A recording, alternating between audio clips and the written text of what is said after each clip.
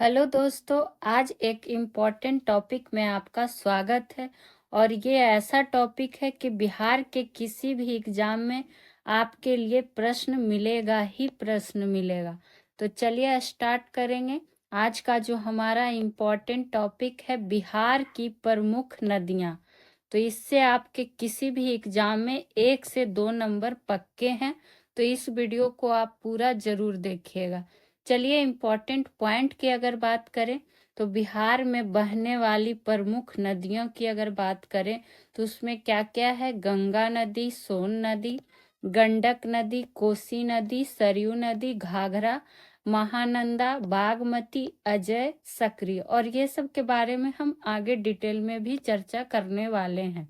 और यहाँ देखिए आपको मैप भी लगा दिया गया। और आपको पता है कि बिहार में कितने जिले हैं। तो बिहार में कितने जिले हैं? 38 जिले। और ये देखिए 38 जिला का आपको मैप के द्वारा दर्शा दिया गया है। तो आप लोग एक बार इसको जरूर देख लीजिएगा।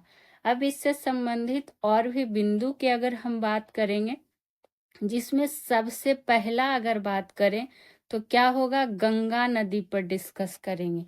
सबसे गंगा नदी सबसे महत्वपूर्ण नदी में से एक। इससे क्या क्या प्रश्न आपके बन सकते हैं ये आपसे पूछा जा सकता है। तो सबसे पहला पॉइंट कि गंगा नदी भागीरथी के नाम से उत्तराखंड में स्थित गंगोत्री हिमनद से निकलती है। तो देखिए कितना सारा आपका यहाँ पे क्वेश्चन बन रहा है कि किस नाम से। तो भागीरथी के नाम से। कहाँ? तो उत्तराखंड में स्थित, और इसका गंगोत्री हिमनद यानी कि उद्गम। तो ध्यान रख लेना है आपको। वहीं देव प्रयाग में भागीरथी और अलकनंदा के संगम के बाद इसे क्या जाना जाता है? गंगा के नाम से जाना जाता है।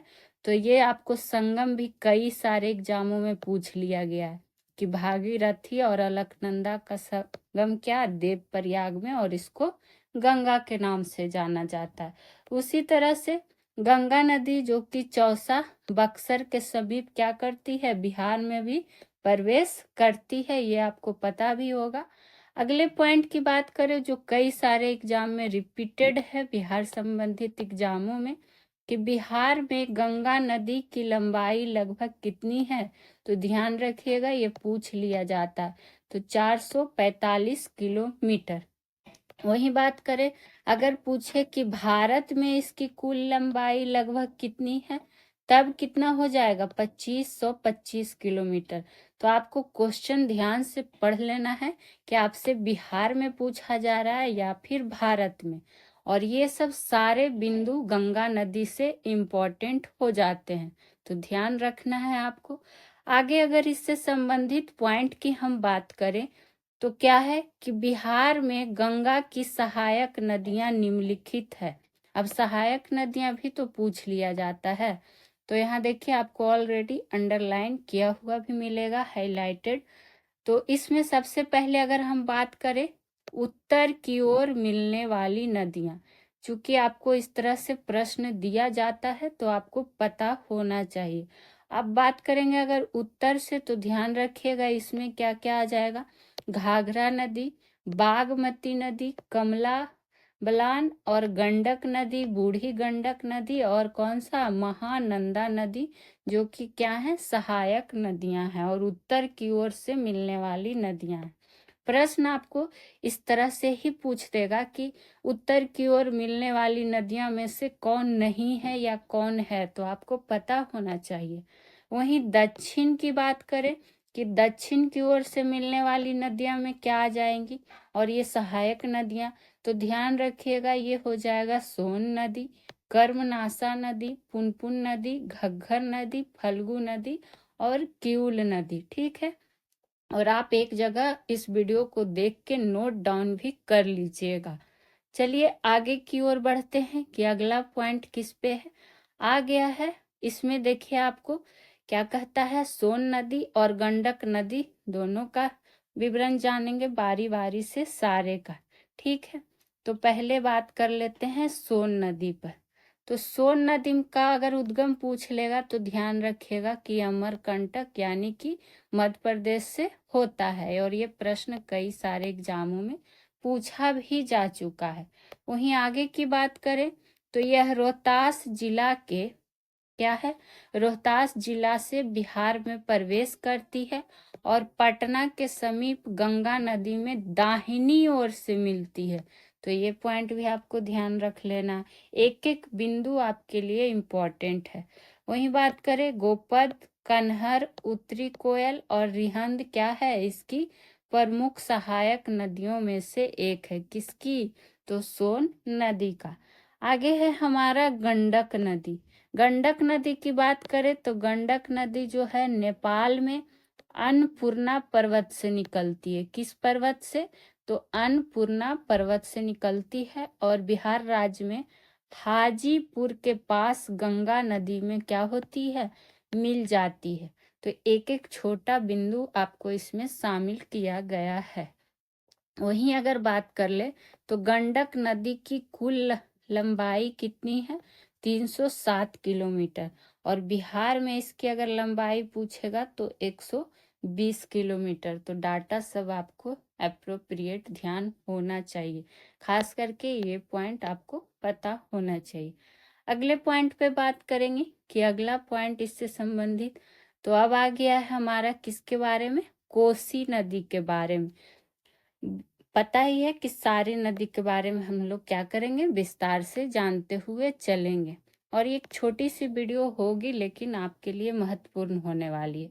कोसी नदी, तो कोसी नदी की बात करें तो ये कोसाई नाथ नेपाल से निकलती है। कहाँ से निकलती है? तो नेपाल से निकलती है। और ये कई बार पूछा भी गया है कि बिहार के किस नामक स्थान में गंगा से मिल जाती है। तो ध्यान रखिएगा, कुर्सेला नामक स्थान में गंगा से ये मिल जाती है। ठीक है, आगे की बात करेंगे तो कोसी नदी को नेपाल में किस नाम से जाना जाता है? सप्त कौशिक। ये भी टर्म ध्यान रखना है, बहुत सारे एग्जामों में पूछा जा चुका है। आपको ये बिहार शिक्षक भर्ती या फिर बिहार के किसी एग्जाम में दिख सकता है। यह नदी क्या है, अपना मार्ग बदलने के लिए प्रसिद्ध है और इस नदी में प्रति वर्ष आने वाली भीषण बाढ़ के कारण ही क्या कहा जाता है इसको? बिहार का शोक भी कहा जाता है।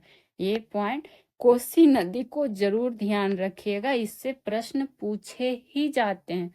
वहीं कोसी नदी की कुल लंबाई की बात करेंगे तो 720 किलोमीटर। ठीक है, आगे की बात करते हैं कि आगे कौन सी नदी है। और उससे पहले आप लोग से इस चैनल से संबंधित जानकारी देना चाहेंगे कि जो कोई भी बिहार शिक्षक भर्ती की तैयारी कर रहे हैं, प्लीज इस सॉल्यूशन बाई पीजे, क्या नाम है हमारे चैनल का, तो सॉल्यूशन बाई पीजे को सब्सक्राइब कर लीजिएगा। इस चैनल के माध्यम से आपको सारे प्रश्न जो हैं एनसीईआरटी से कराए जाते हैं। तो आप चाहे पीजीटी देने वाले हो, टीजीटी देने वाले हो या पीआरटी देने वाले हो, तो आप जीके जीएस के लिए इस चैनल से जुड़ सकते हैं। और एनसीईआरटी बुक खोल के भी आप क्या कर सकते हैं, मिला सकते हैं कि आपको प्रश्न कराया जा रहा है या फिर ऐसे ही बोल दिया जा रहा है। आपको साइंस हो, सोशल साइंस हो, बिहार स्पेशल हो या फिर मंथली करेंट अफेयर्स हो, हर सप्ताह आपको फिर एक महा मैराथन क्लासेस भी दी जाती है, मॉक टेस्ट भी दिया जा रहा है, ट्रेंडिंग टॉपिक पे वीडियो भी आपको दिया जाता है और वो भी फुल डिटेल्स के साथ। तो इस तरह के आपको जीके जीएस में बहुत हेल्प होने वाले हैं। तो आप लोग वीडियो को लाइक शेयर कर दीजिएगा। और आज का हमारा बिहार स्पेशल सेशन से बिहार की नदियां चल रहा है जो कि आपके लिए इम्पोर्टेंट है। इसमें भी आ गए हैं, देखिए बारी बारी से सारी नदी पे चर्चा करेंगे, जिसमें पहले घाघरा की बात आ गई है यानी कि सरयू नदी। अब इसमें क्या क्या पॉइंट बन रहा है, तो घाघरा नदी जो है तिब्बत के पठार पर मानसरोवर झील के पास स्थित माप चोचुंग हिमनद से निकलती है। तो जो भी मेन टर्म है ऑलरेडी आपको क्या है पहले से हाईलाइटेड कर दिया गया है। और बिहार में छपरा के निकट कहाँ मिल जाती है, तो गंगा में मिल जाती है, ये आपको पता होना चाहिए। वहीं घाघरा नदी को सरयू या फिर क्या कहता है, कर्नाली के नाम से भी जाना जाता है। तो ये पॉइंट आप जरूर ध्यान रखें, पूछ देगा कि किस नाम से और जाना जाता है। वहीं अगर बिहार में इस नदी की लंबाई की बात करेंगे तो 83 किलोमीटर और कुल लंबाई जो कितनी है 1180 किलोमीटर। तो इसमें आपको कंफ्यूज नहीं होना है। अगला हमारा जो बिहार का इम्पोर्टेंट नदी है वो कौन सा, कर्मनाशा नदी।